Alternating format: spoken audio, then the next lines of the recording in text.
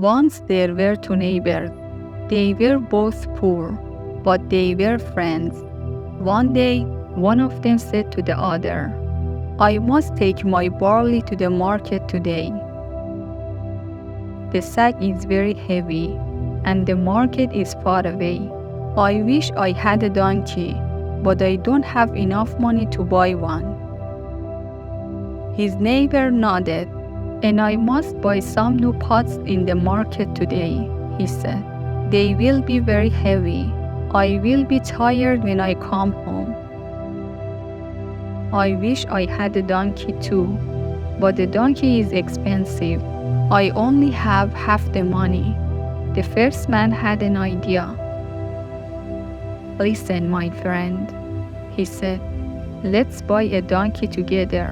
You can pay for half of it, and I will pay for half of it. 1 week, I will take the donkey to the market, and the next week, you can take it." His friend was very pleased with this idea, so that day, the two neighbors bought a donkey. For a long time, they were both happy. They used the donkey well. 1 week, the first neighbor took the donkey to the market. The next week, his friend took it. But one day, the first neighbor's father died. The man took all his father's property, his fields and his trees, his cows and his sheep. The first neighbor was rich now. He didn't want to see his old friend anymore. He didn't want to work with him and help him, and he wanted his half of the donkey. "Listen," he said to his neighbor, "my dogs are hungry. They need meat. I want to kill our donkey. You can have half of it, and I will have the other half." "What?" cried the poor man. "But I don't need any meat. I need the donkey. If you want to kill it, give me money for my half." His neighbor was angry. "I'm not going to give you any money," he said. "Half of the donkey is mine, and I want to have it. Let's go to the judge." The poor man said, "He can decide between us." So the two neighbors went to see the judge. The judge was not a wise man. He didn't listen carefully. He didn't try to understand. "Do you both own the donkey?" he asked. "Yes," the man agreed. "Then half of it belongs to one of you, and half of it belongs to the other," the judge said. "If the rich man wants his half, he can take it. Kill the donkey and cut it in half." The rich man was happy. He killed the donkey and took half of the meat. He gave it to his dog. The poor man was unhappy. "My poor donkey has gone," he thought, "and now I must carry everything myself." A few months later, the rich man wanted to make a new hut for himself. "I'll burn my old hut," he thought, "then I'll build a fine, big new one."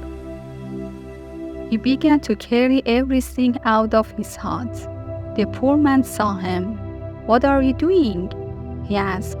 "I'm going to burn my hut and make a new one," said the rich man. "But your hut is next to mine," the poor man said. "If you burn your hut, you will burn mine too." The rich man was angry. "Don't try to stop me," he said. "This is my hut, and I will burn it if I want to." "Stop," cried the poor man. "Let's go and ask the judge." English story with Sara. The unwise judge didn't listen carefully. He didn't try to understand. "Let the rich man burn his hut," he said. "It's his own hut. No one can stop him." So the rich man burned his hut. The wind carried the fire to the roof of the poor man's hut.